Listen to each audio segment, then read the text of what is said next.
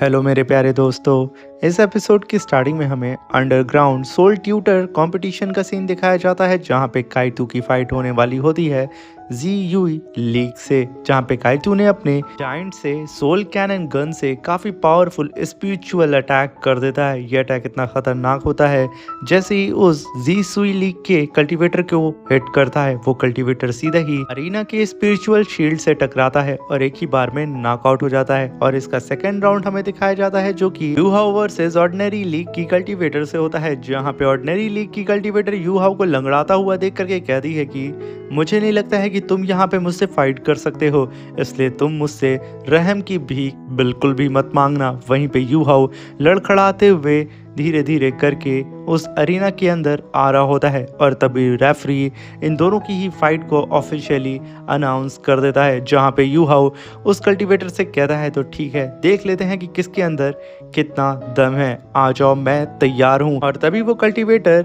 Yuhao के ऊपर अपनी दोनों ही शॉट को लेकर के टूट पड़ती है, जहां पे यूहाओ बहुत ही शानदार तरीके से उसके सारे अटैक को डॉज कर रहा होता है। मगर यहाँ पे यूहाओ को काफ़ी ज़्यादा मुश्किल का सामना करना पड़ रहा होता है, क्योंकि यूहाओ बहुत दिनों बाद अपने पैरों पे चल रहा होता है, वो भी इस रोबोट आर्म की वजह से। तभी वो कल्टीवेटर यूहाओ के पैर के ऊपर अटैक करके उसे गिराने वाली होती है, मगर यूहाओ वक्त रहते ही खुद को वहां पे बचा लेता है और वो फिर से खड़े हो जाता है। जहां पे वो कल्टीवेटर फिर से यूहाओ के ऊपर अटैक करने आती, यूहाओ तुरंत एक पंच करके उसे पीछे ढकेल देता है, और तभी वो कल्टीवेटर पीछे जा करके खुद को संभाल ही रही होती है।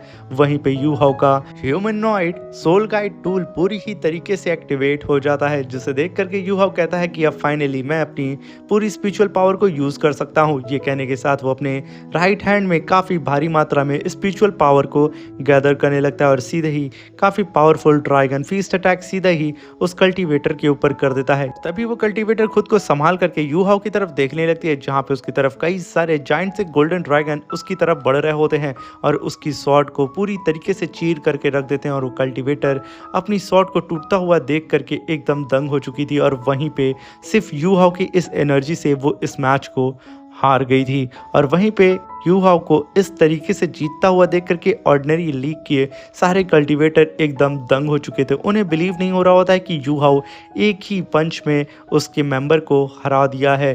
तभी रेफरी अनाउंस करता है थर्ड राउंड को, जहां पे फाइट होने वाली थी जुईशुई लीग वर्सेस ऑर्डिनरी लीग, जहां पे हमें जुईशुई लीग का कल्टीवेटर को दिखाया जाता है, जिसके पास एक स्पिरिचुअल गन होती है, जो कि काफ़ी कूल अंदाज में सीधा ही बैटलफील्ड में आ जाता है।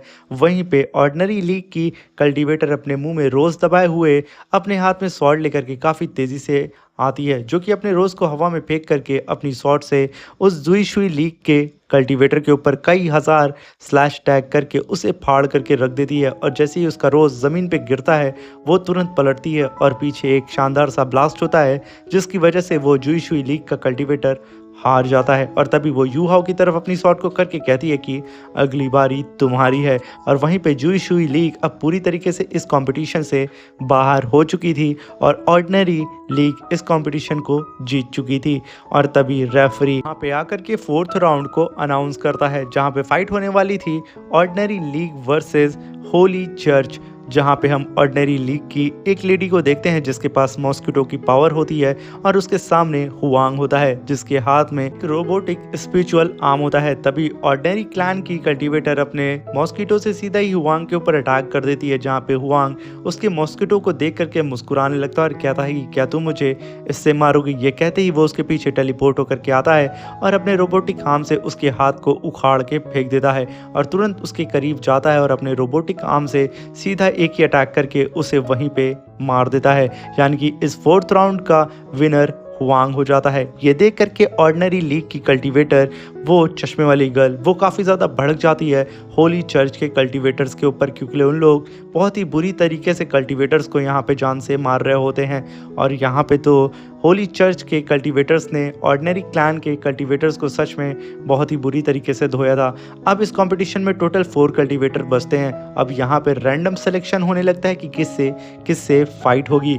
वहीं पे फ्री कहता है कि यहाँ पे एक एक कल्टीवेटर ऑर्डिनरी क्लैन का है और 3 कल्टीवेटर होली चर्च के हैं। तभी वहां पे ऑटोमेटिकली इन लोगों की फाइट सेट होने लगती है, जहां पे पहली फाइट हाउ वर्सेस काइटू होती है। और तभी होस्ट वहां पे कहता है कि तो पहली फाइट का यहाँ पे चुनाव हो चुका है, यू हाउ वर्सेस काइटू। और तभी वो दोनों बैटलफील्ड में आ जाते हैं। इन दोनों का नाम इस कंपटीशन में अलग होता है, तांग वू और तांग शी।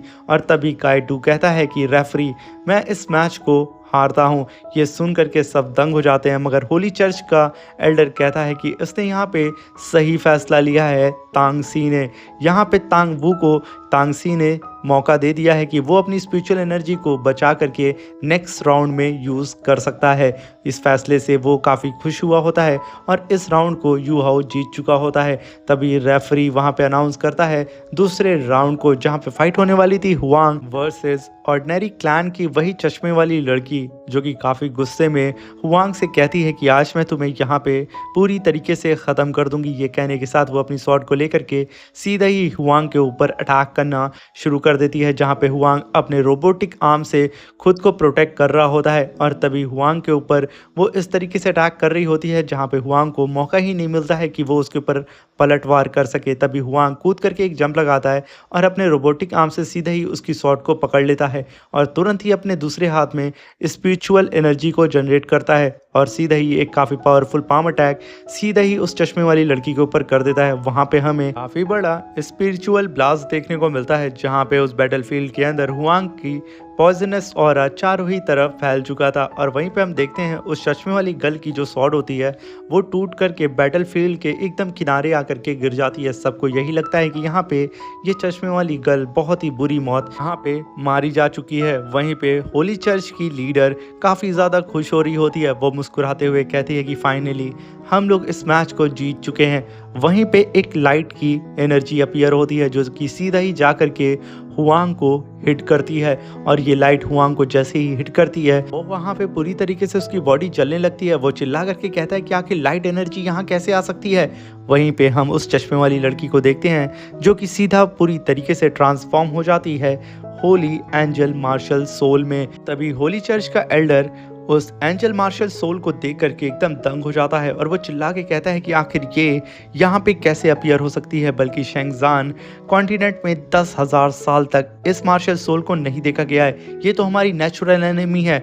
वहीं पे यू हाउ उस मार्शल सोल को देख करके कहता है कि मुझे कैसे भी करके इसे यहाँ पे बचाना होगा, क्योंकि ये हमारे लिए फ्यूचर में काफ़ी ज़्यादा कारगर साबित हो सकती है, क्योंकि ये नेचुरल दुश्मन है डार्क की। क्योंकि अगर मैं यहाँ पे इसे नहीं बचाऊंगा तो यहाँ पे होली चर्च के इतने सारे एल्डर्स हैं जो कि दाओलाओ लेवल पे हैं, ये इसे मार देंगे। और वहीं पे हम उस लड़की को देखते हैं जो कि अपनी एंजल मार्शल सोल की पावर को एक्टिवेट करती है और सीधा ही 5th मार्शल सोल स्किल को परफॉर्म करने लगती है, जिसकी वजह से उसकी टूटी हुई स्वॉर्ड फिर से रिपेयर हो जाती है। और वहीं पे होली चर्च का एल्डर कहता है गुस्से में, मुझे शायद इसे यहीं पे ख़त्म कर देना चाहिए। वहीं पे हुआंग की हालत ख़राब हो चुकी थी अपने सामने एंजल मार्शल सोल की पावर को देख करके।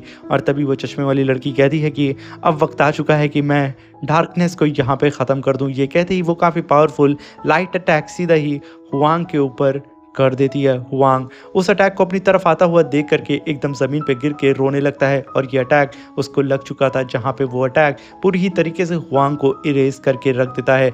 और ये देख करके होली चर्च के सारे कल्टीवेटर यहाँ पे उस लड़की को कहते हैं, बेटा तू बाहर मिल, हम तुझे ख़त्म कर देंगे। वहीं पे रेफरी उस लड़की का एक फेदर अपने हाथ में लेकर के कहता है कि अगर काश मुझे ये लड़की इस बैटलफील्ड से बाहर मिलती तो शायद मैं इसे प्रिंस जूतियान के पास लेकर के जाता और ये हमारे लिए फ्यूचर में होली स्पिरिट सेक्ट वालों से फाइट करने में काफ़ी मदद करती। वो लोग हमेशा ही हमसे दब के रहते हैं, मगर अफसोस की बात है कि इसने अपनी पावर को यहाँ पे विजिबल कर दिया है और ये होली स्पिरिट सेक्ट वाले इसे अब मार देंगे। वहीं पे वो फाइट वो चश्मे वाली लड़की जीत चुकी होती है और इसकी नेक्स्ट फाइट होने वाली होती है यू हाउ से। वहीं पे वो अपनी स्वॉर्ड को लहराते हुए सीधा ही यू हाउ को चैलेंज कर देती है। ये देख करके होली स्पिरिट चर्च वाले भड़क चुके थे, वो तो अभी के अभी उसे जान से मारने के लिए बैटलफील्ड में कूदने वाले होते हैं।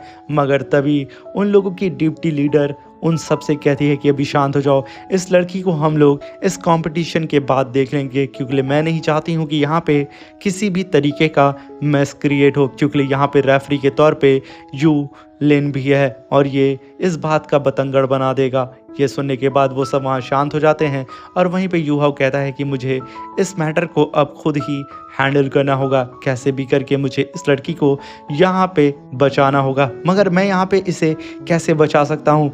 ये कह करके यूहाओ काफ़ी वहाँ पे परेशान हो रहा होता है, मगर तभी वो एक लंबी सी जंप लगाता है और सीधा ही बैटलफील्ड में आ जाता है और वहाँ पे चिल्लाते हुए कहता है कि मैं इस लड़की से फाइट करूँगा और मैं यहाँ पे इससे बदला लेने वाला हूँ ब्रदर हुआंग का। वहीं पे वो लड़की अपनी एंजल की पावर को रिलीज करते हुए कहती है कि तो फिर आ जाओ, मैं तुम्हें मार करके इस पूरे के पूरे होली सेक्ट को जमीन पे गिरा दूंगी। ये कहने के साथ वो अपनी स्वॉर्ड को लेकर के यूहाओ के ऊपर अटैक करने के लिए चली जाती है। यूहाओ तुरंत एक स्पिरिचुअल शील्ड बना करके उसकी स्वॉर्ड को होल्ड करने लगता है और तुरंत ही उससे टेलीपैथी के थ्रू उससे कहता है कि देखो मैं तुम्हारा दुश्मन नहीं हूँ, मैं सिर्फ तुम्हें यहाँ बचाना चाहता हूँ। मगर वो लड़की लगातार यूहाओ के ऊपर अटैक किए जा रही होती है, जहाँ पे यूहाओ लगातार उससे फाइट ना करके उसके अटैक को डॉज कर रहा होता है और उसे होल्ड करते हुए कहता है कि मैं इविल मास्टर नहीं हूँ और मैं यहाँ पे तुम्हें बचाना चाहता हूँ। वैसे ही तुमने अपने एंजल मार्शल सोल की पावर को यहाँ पे रिवील कर दिया है और ये होली स्पिरिट सेक्ट वाले तुम्हें इस तरीके से जाने नहीं देंगे। इस बैटलफील्ड के बाहर तुम्हें चाहते ही वो लोग तुम्हें मार देंगे। मगर वो लड़की यूहाओ की बात नहीं सुनती है, इसलिए यूहाओ तुरंत अपने इलेक्ट्रोलक्स की पावर को यूज करता है। उसे ऐसा करता हुआ देख करके वो लड़की कहती है देखा तुम एक इविल मास्टर हो। ये कहने के साथ वो अपनी लाइट की पावर को पूरी तरीके से रिलीज कर तुरंत ही अपनी जायंट एंजल की बॉडी को समन कर लेती है। वहीं पे यूहाओ तुरंत अपने पीछे इलेक्ट्रोलक्स की धर्मा बॉडी को समन कर लेता है। यहाँ पे एक तरफ इविल पावर और एक तरफ लाइट की पावर होती है।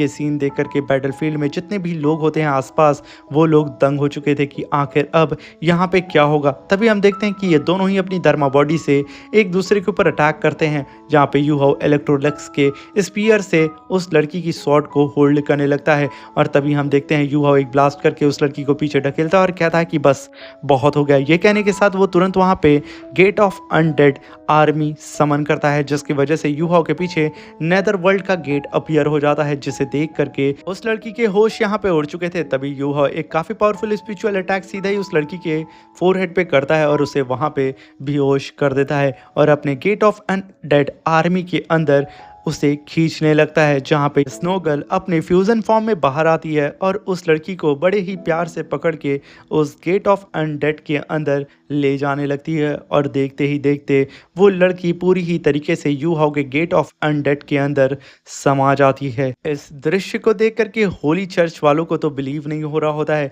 वहीं पे जो अदर क्लैन के और अदर लीग के लोग होते हैं, वो लोग तो अपने हाथ और पैर को पकड़ लेते हैं। उन्हें बिलीव नहीं होता है कि यहाँ पे एक इविल पावर ने लाइट की पावर को पूरी ही तरीके से अपने अंदर समा लिया है। आखिर कोई लाइट की पावर को ऐसे कैसे खत्म कर सकता है। वहीं पे इविल होली चर्च के सारे ही एल्डर्स वहां पे अपीयर हो जाते हैं यूहाओ की गेट ऑफ अनडेड की पावर को सेंस करके, जहां पे वो सब आते के साथ कहते हैं कि हमें यकीन नहीं हो रहा है कि ये लड़का यहाँ पे गेट ऑफ अनडेड को भी समन कर सकता है। कहीं ये वही तो नहीं है जिसे हम कई हजार सालों से ढूंढ रहे हैं, हमारा होली सन, क्योंकि इसके अंदर वो सारी ही क्वालिटी है जो कि हमारे होली सन में होनी चाहिए। तभी उसकी डिप्टी लीडर कहती है तुमने सही कहा, मुझे भी ऐसा ही लग रहा है कि यही हमारा होली सन होगा। और तभी रेफरी कहता है कि मुझे यहाँ पे यकीन नहीं हो रहा है कि इस यूहाओ के पास इतनी खतरनाक इविल पावर होगी जो कि वो यहाँ पे गेट ऑफ अनडेड को समन कर सकता है और एंजल मार्शल सोल को अपने गेट ऑफ अनडेड के अंदर समाहित कर सकता है। भले ही यूहाओ इस राउंड को जीत चुका है और इस कंपटीशन का ये विनर है। साथ में अगर यूहाओ ऐसे ही पावरफुल होता रहा तो फ्यूचर में ये हमारे सन मून एम्पायर के लिए काफ़ी ज़्यादा घातक होगा। इसलिए मैं आज ही अपनी सन एंड मून निडल से इसके ऊपर अटैक करके इसे यहीं पे ख़त्म कर दूंगा। इसी के साथ हमारा ये शानदार सा एपिसोड ख़त्म हो जाता है। मेरे प्यारे दोस्तों, अब मिलते हैं इसके नेक्स्ट एपिसोड में। वीडियो अच्छी लगी हो तो प्लीज़ चैनल को लाइक शेयर सब्सक्राइब करके हमें सपोर्ट ज़रूर करिएगा और कमेंट करना बिल्कुल भी मत भूलिएगा।